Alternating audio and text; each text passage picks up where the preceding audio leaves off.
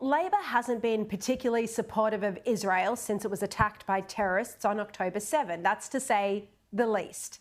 The decision today to back the UK's export ban of arms by Penny Wong is just the latest hostile move. And part of the reason is the Muslim population in Western Sydney seats held by Labor ministers Tony Burke, Jason Clare and Chris Bowen. There's quite an accurate line from a refugee advocate in a Herald article today that points to this. Refugee advocate Jane Salmon says Tony Burke is being forced to walk a fascinating line in Western Sydney where he's got to look supportive of refugees, particularly people from Palestine, while at the same time trying to be Dutton light on borders. And it's so true. Tony Burke wants to present himself as an immigration minister who's just as tough as Peter Dutton, but he's also trying to appeal to his constituents. Well, Tony Burke and his Labor mates are now facing a challenge to their seats from community-based Muslim candidates and grassroots organisations. Well, in response to this movement, anti-Israel figure Bob Carr is supporting a Friends of Burke group. Now, the group has been set up by prominent Islamic community leader who's highly respected, Dr. Jamal Rifi, to try to help Tony Burke and Jason Clare keep their jobs. And Jamal Rifi joins me now. Jamal, welcome again to the program. Can you tell us why have you set up this group to support Tony Burke and others? I've known Tony Burke for over 20 years, since he represented us in the seat of Watson.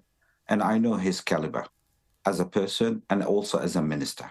When he was appointed the Immigration and the Home Affairs Minister, I consulted with so many friends in Watson, and we felt that he wouldn't have time to actually conduct a proper campaign for the next federal election. And we've decided collectively that we should do our part because we know that he represented us very well in the last 20 years.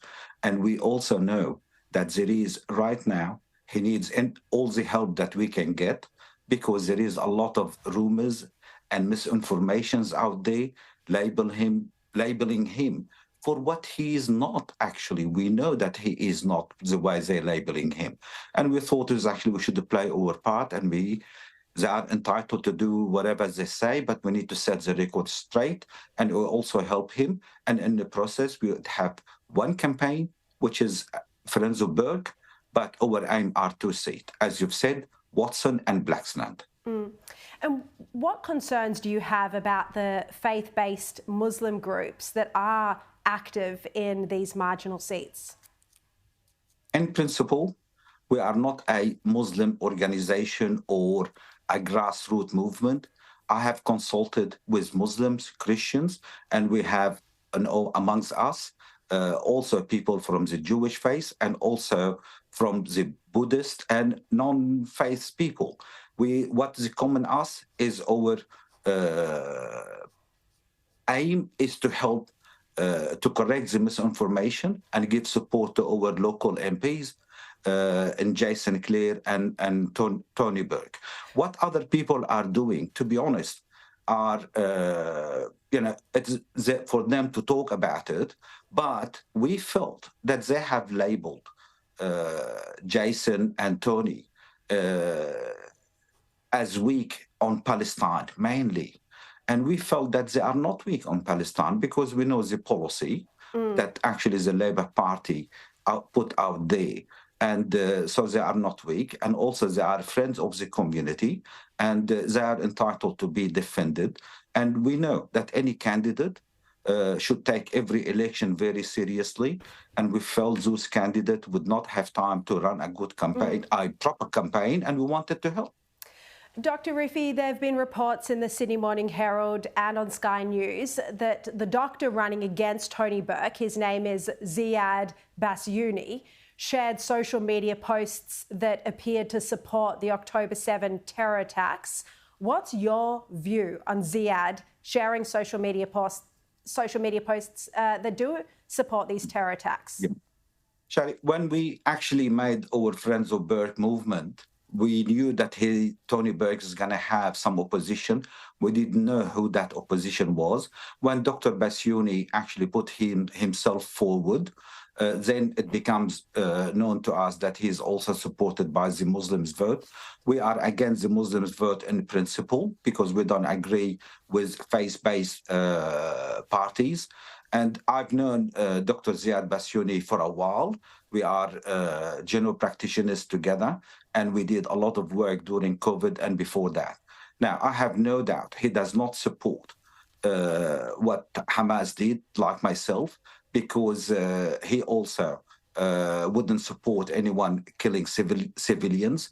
So I'm not sure. I haven't seen what he put at that post, but we have no doubt, whatever it was, it would not reflect him or myself, and it does not reflect the majority of the Australian Muslims' point of view in Australia, because we don't condone killing of civilians. Well, he did, just to reiterate that point. I mean, this is the Sydney Morning Herald report, and they showed the image that he did share social media posts containing an illustration of a rock-throwing protester and a machine gun-wielding paraglider. This is just on October 12, so 5 days after the terror attacks. And the caption was, "Dreams, my friend, come true for those who seek and work to see them come true." And as we know, Hamas militants, Hamas terrorists, used paragliders to breach the border into Israel on October 7. He shared those. He didn't comment when the Herald went to him for comment. But do you think it would be dangerous having a politician in Canberra who had shared social media posts that appeared to support the terror attacks? Look, our population would know which politician would represent their view, and they will vote them in. People who have extreme view or who condone these movements, they will not be voted in without any doubt, in my view. Dr. Rifi, just finally, we are seeing a rise in anti-Semitism in Australia.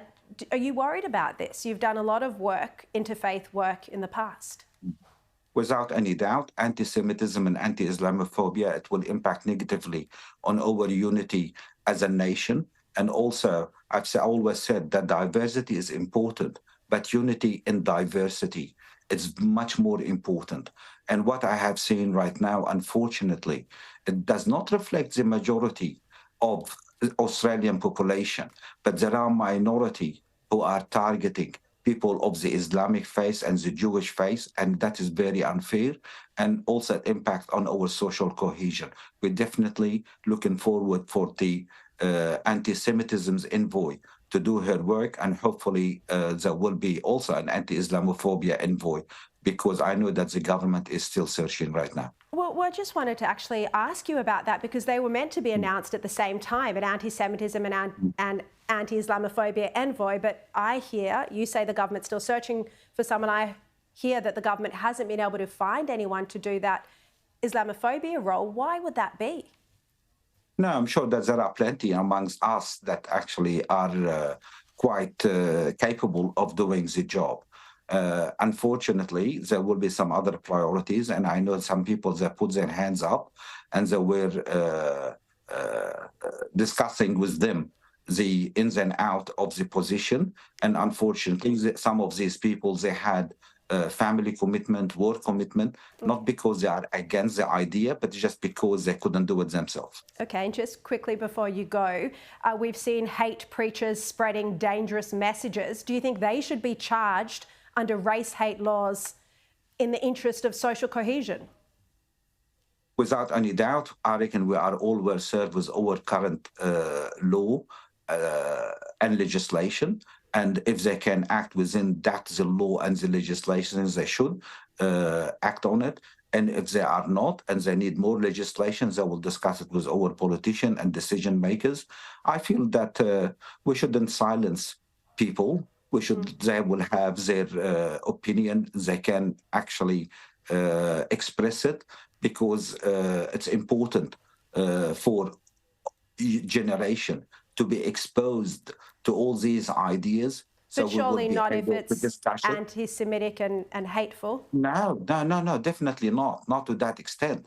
And look, these preachers in the Muslims community, to be honest, they have no impact whatsoever, because throughout the years, we always discuss the existence of these opinion and ideas, and we tell them why we shouldn't follow them, and we give them also some resources so they can not to be impressionate about it. Unfortunately, there will always be some people who have some mental issue, physical issue, psychological issues, impressionate, and they may impact on them. But they are very handful, to be honest. All right, Dr. Jamal Rifi, really appreciate your time once again. Thank you.